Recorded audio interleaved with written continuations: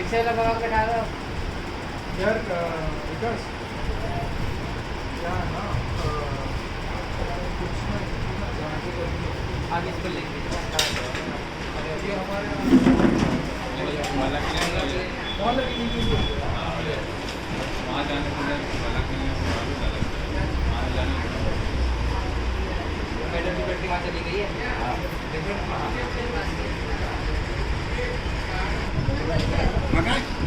क्या करेंगे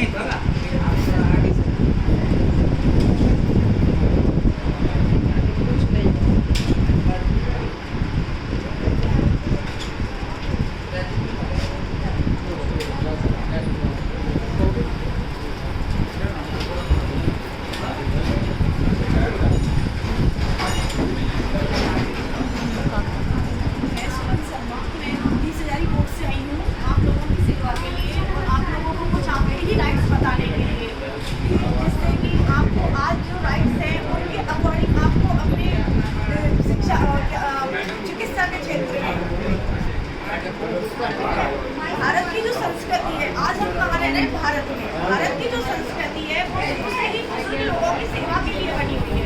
बुजुर्ग लोगों की सेवा होनी चाहिए।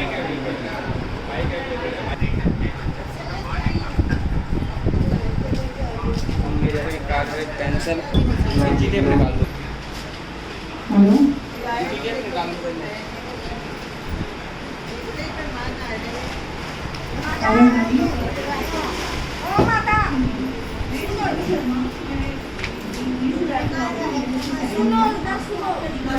बताने के लिए कि आपके क्या क्या अधिकार है और किन किन अधिकारों से इस समय आप वंचित हैं। जो अधिकार आपको मिले तो शायद आपकी लाइफ और अच्छी निकल सकती है।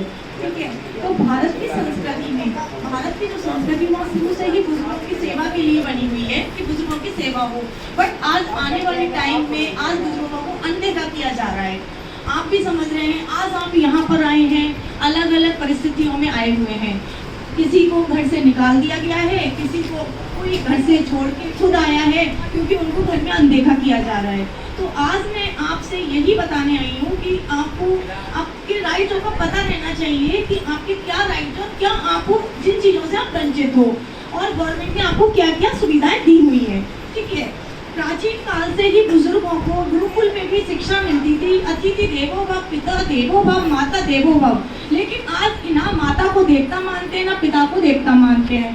क्यों? क्योंकि पिता को और माता को सिर्फ और सिर्फ एक जरिया मानते हैं प्रॉपर्टी का, कि प्रॉपर्टी मिलनी चाहिए, और बच्चे अपने बुजुर्ग माँ बाप को घर से निकाल देते हैं। ठीक है, लेकिन हाँ, बुजुर्ग माँ बाप बेसहारा हो जाते हैं, कभी वो बेचारे वृद्धाश्रम के शरण लेते हैं। आज हमारे भारत देश में बहुत वृद्धाश्रम खुल चुके हैं। वो इसी वजह से क्योंकि माँ बाप जो बच्चे हैं उनको एक अच्छे संस्कार नहीं दे पाए। अब आप सुनिए मेरी बात कि प्राचीन भारत के गुरुकुलों में विद्यालयों में मातृदेव, पितृदेव और आचार्य देवों का उद्घोष होता रहता था। आज सुबह पहले मॉर्निंग में बच्चे स्कूल जाते थे तो नमस्ते पापा पैर छूते थे, पापा के मम्मी के पैर छूते थे। आज सुबह बोलते हैं गुड मॉर्निंग, क्योंकि संस्कार सारे पीछे रह चुके हैं। संस्कारों, आज माँ बाप भी अपने बच्चों को संस्कार नहीं सिखाते। गुड मॉर्निंग, हेलो, हाय हाय। जो पापा होते हैं, पिताजी, जो उसे हम पहले बोलते थे, पिताजी नहीं बोलते, हाय पाप, हाय डैड। तो मतलब वही संस्कृति को बच्चे भी एडॉप्ट करते जा रहे हैं। उसके बाद में आज मैं आपको जो बताने जा रही हूँ वो है कि यहाँ मेरे आने का उद्देश्य क्या है। 2007 जो अधिनियम है ये है आपका माता पिता एवं वरिष्ठ नागरिकों का भरण पोषण अधिनियम 2000 है। इसके बारे में आज मैं विस्तृत जानकारी दे पाऊंगी आपको। एक उपयुक्त तंत्र का निर्माण जो माता पिता और वरिष्ठ नागरिकों के लिए भरण पोषण के लिए बना हुआ है। जो भरण पोषण जो है आपका, ये आप यहाँ हैं, बहुत अच्छी जगह पे हैं, आपका भरण पोषण, आप दोनों टाइम खाना खा पा रहे हैं, लेकिन आपका जो राइट है वो आज मैं आपको बता रही हूँ।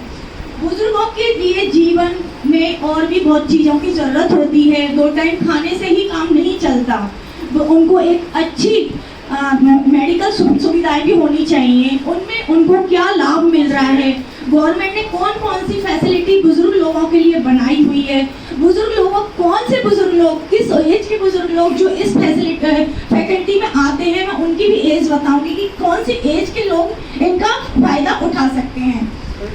अधिनियम 2007 के तहत भरण पोषण प्राप्त करने के हकदार कौन कौन हैं? आप पूछेंगे कि 2007 है अधिनियम, उसमें भरण पोषण के अधिकार में कौन कौन लोग आते हैं? तो उसमें है माता पिता, दादा दादी और वरिष्ठ नागरिक। वरिष्ठ नागरिक जिन्होंने 60 साल से ऊपर की उम्र प्राप्त कर ली है। तो आप लोग सबने 60 साल से उम्र प्राप्त कर ली होगी, आप सब वरिष्ठ नागरिकों में ही आते हैं। माता पिता वरिष्ठ नागरिक कौन? जो भारत के नागरिक हैं और जो 60 वर्ष या उससे अधिक आयु के हैं। ठीक है, क्या 60? अब आप पूछेंगे क्या 60 वर्ष के कम आयु के माता पिता के अधिनियम भी भरण पोषण प्राप्त कर सकते हैं? कि मतलब हम 60 साल के नहीं हैं, क्या फिर भी हम अपने बच्चे से भरण पोषण का अधिकार प्राप्त कर सकते हैं? बिल्कुल, आप अपने बच्चों से 60 साल से कम के भी हैं तब भी बच्चों से भरण पोषण का अधिकार प्राप्त कर सकते हैं, बस वो नाबालिग ना हो। के तहत भरण पोषण की परिभाषा क्या है? भरण पोषण के अंतर्गत आपको खाना पीना, मेडिकल सुख सुविधा, आवास मतलब रहने की सुख सुविधा, ये सारी आती हैं 2007 अधिनियम के तहत।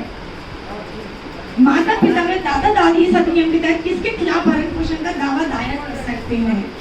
अब आप पूछेंगे कि माता पिता दादा दादी अगर हमें हमारे बच्चे भरण पोषण नहीं दे रहे हैं, खर्चा नहीं दे रहे हैं, तो हमें क्या करना चाहिए? तो उसके लिए हमें ट्रिब्यूनल में जाना चाहिए, अपील में जाना चाहिए, सब डिविजनल ऑफिस में जाना चाहिए और वहाँ पे आपको अपील डालनी चाहिए। अब आप में से ये बताइए कि घर से कौन कौन अपनी इच्छा से यहाँ पे आया हुआ है? हाथ उठा के बोलो। इच्छा से जो आए हुए इच्छा से आए हो। अब मुझे ये बताइए कि आप अपनी इच्छा से क्यों आए हुए हैं यहाँ पे?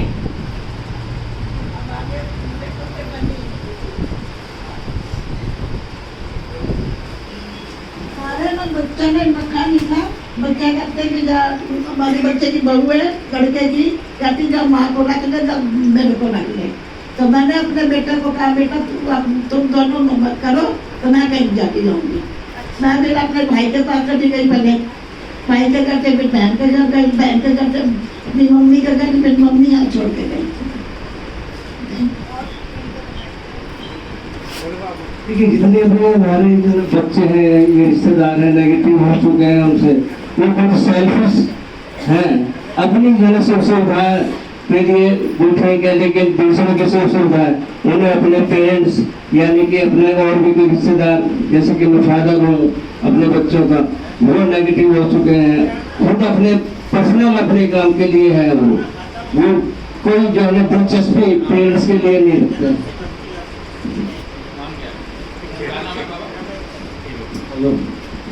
मैं तो पीछे से 5 बेटी की शादी कर दी।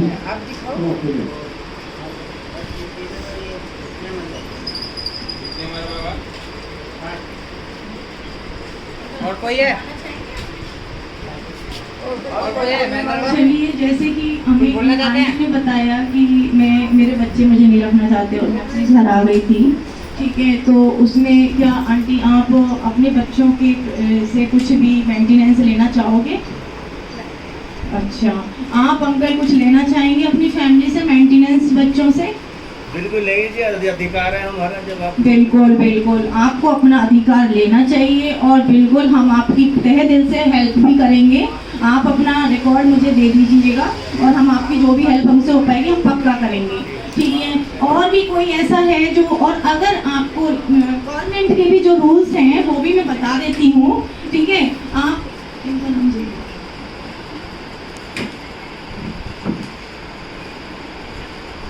वरिष्ठ नागरिकों की चिकित्सा देखभाल के लिए क्या प्रावधान है, आपको क्या सुख सुविधाएं मेडिकल लेना चाहिए, वो मैं आपको बता रही हूँ कि वरिष्ठ नागरिकों को सरकारी अस्पतालों में सरकारी सहायता प्राप्त करने में बेड अधिकाधिक उपलब्ध कराएं। आप गवर्नमेंट हॉस्पिटल में जाते हैं और बीमार होते हैं, आपको कोई भी गवर्नमेंट हॉस्पिटल ये नहीं कह सकता कि सीट फुल है, बेड फुल है, हम आपका एडमिशन नहीं लेंगे। ठीक है, क्योंकि आपके लिए वहाँ का अलग एक राइट है और आप वहाँ जाके अपने बेड आप बोल सकते हैं कि हमारा राइट है। हम 2007 के तहत अधिनियम तहत हम अपने हमें अपना एक बेड चाहिए। आप ये नहीं कि अगर आपको बेड नहीं मिला तो आप वापस आ जाओ, ऐसा नहीं लिए गवर्नमेंट ने आपके लिए अलग फैसिलिटी दी हुई है हॉस्पिटलों में, ठीक है। वहीं वरिष्ठ नागरिकों के लिए अस्पतालों में भी कोई अलग कतार लगी हुई है। लाइन अगर बहुत लंबी है और आप बुजुर्ग लाइनों में खड़े हुए हैं, आधे बुजुर्ग तो अपना दम तोड़ देते हैं क्योंकि उनको टाइम पे इलाज नहीं मिल पाता है। तो इसके लिए आपको पता होना चाहिए कि आप बुजुर्ग हैं और आपके लिए अलग से लाइन की व्यवस्था है। हॉस्पिटल में जाइए और ऐसा नहीं है आप सबके साथ जनरल लोगों के साथ भी लाइनों में खड़े हो जाइए, नहीं, आपके लिए अलग से लाइन लगती है। जो वरिष्ठ नागरिक हैं उनके लिए अलग लाइन है, उन लाइनों का आप उपभोग कर सकते हैं। ये आगे से ध्यान रखिएगा, कभी भी आप पब्लिक की लाइन में खड़े नहीं होकर अपना टाइम खराब नहीं करिएगा। वरिष्ठ नागरिकों की दीर्घकाल और गंभीर अपने रोगियों की सुख सुविधाएं भी उपलब्ध है। कोई बात नहीं, आराम से दिक्कत क्या बताओ, ठीक हो जाएगा, बताओ क्या बात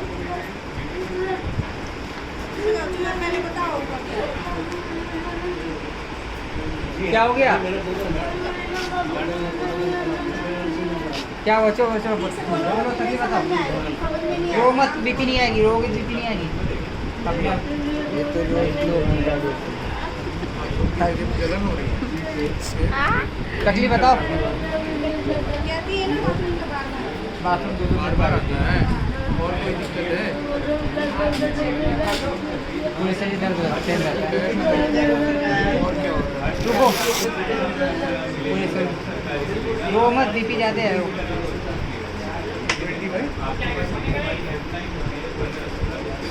शुगर ना कीजिएगा, शुगर पे शुगर है, दवाई लेते हैं आप? इसके तहत अगर किसी को अगर मेंटेनेंस चाहिए आपको बच्चों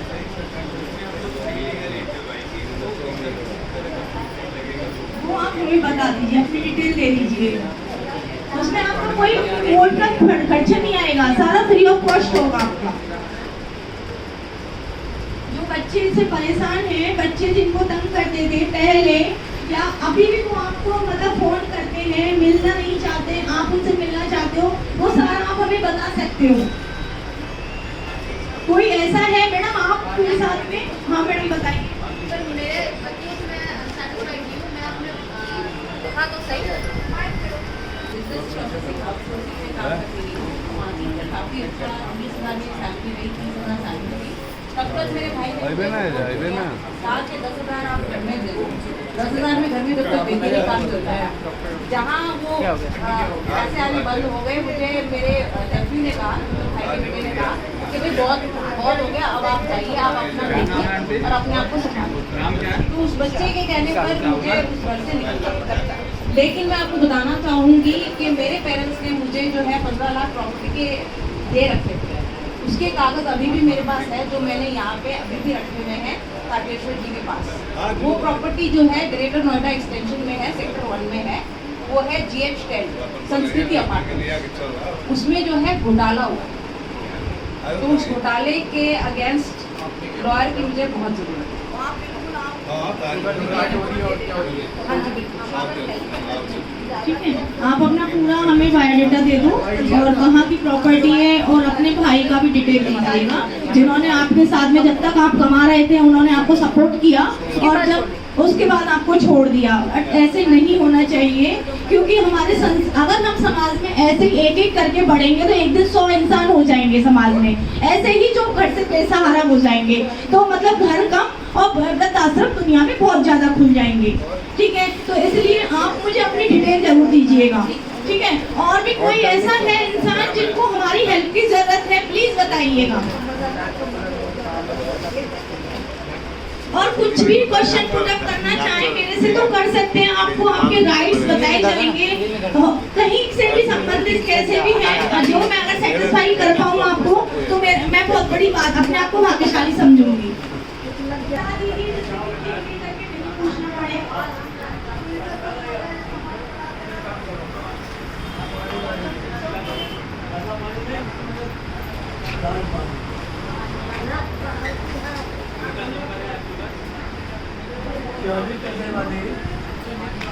बोतल ला लो आप, 40 रुपए वाली। उधर जो पीछे है उनको भी पूछ लो, किसी को कानूनी सलाह चाहिए तो बताएं हमें।